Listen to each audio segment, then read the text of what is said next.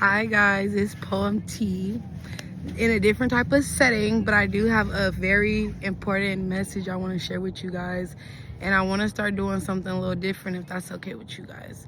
So I know I use all of my platforms to share my self-reflection or my poetry, but I've noticed me as a poet, I use my lived shared experience and put it into creative writing. So instead, today I want to do something else because I've noticed every time I share my lived experience with somebody, it helps, it empowers, encourages, uplifts, or I get good feedback that, girl, you need to be a motivational speaker, or you should share these stories more because you don't know who they're helping. You don't know who needs to hear it. You don't know what doors it can open for you.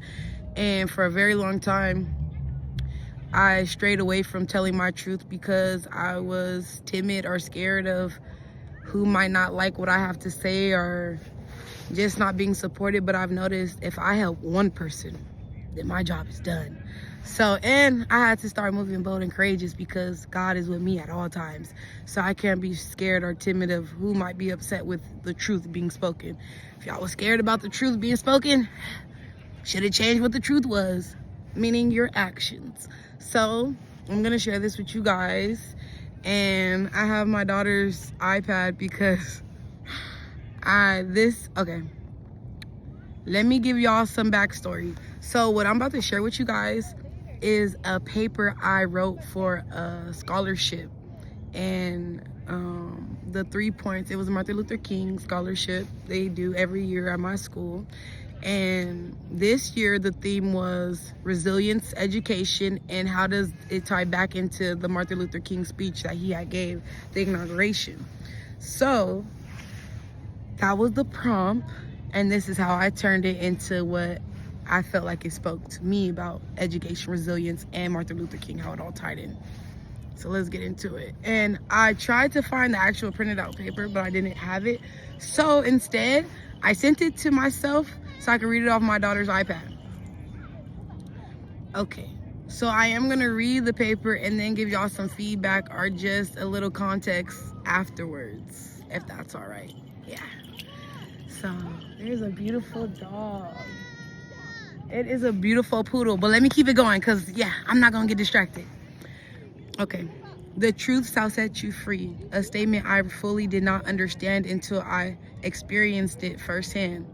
Once I realized I was a part of the issue and I wanted to see positive growth and changes in my environment, it was the wake-up call for me to be fueled in achieving equality, what is right and is good, which I did when I came back to Moreno Valley College in June of 2024. That was the beginning of my mission to rebuild myself from being buried alive, self-inflicted obviously. I yearned for a better life for my child Talia, so I went on a search to gain purposeful connections and memories. As a result, I was reintroduced to the Emoja program, where Miss Lopez opened so many opportunities for me to grow as an individual and as a mother.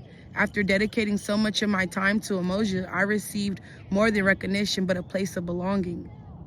My efforts to want to be a positive influence in the community were paying off, which is what inspired my passion to create a BSU at MVC.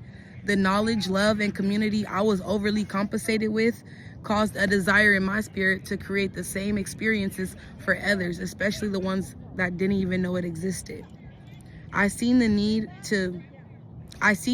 for great leaders, but wanted to see them flourish properly through prestigious mentors, fresh new perspectives on life, and the resources designed to cater to their needs. But I didn't realize how much pushback I would get for trying to do something good in the community. I had a great team behind me that helped bring the vision to life, but there was still some opposition that was discouraging me to stop the mission. The thing that kept me going was each time my efforts were met with "you're homeless, you should focus on your housing situation," was that I reminded myself that it was broke, desperate Tiana, homeless in 2024, that found that hope and desire to want more for my family and the generation I wanted to help mold. It was difficult to receive a phone call on a Sunday morning right before leaving for church to hear someone I admire and respected as a mentor say, You're a mother. Focus on your daughter's well-being and your source of income.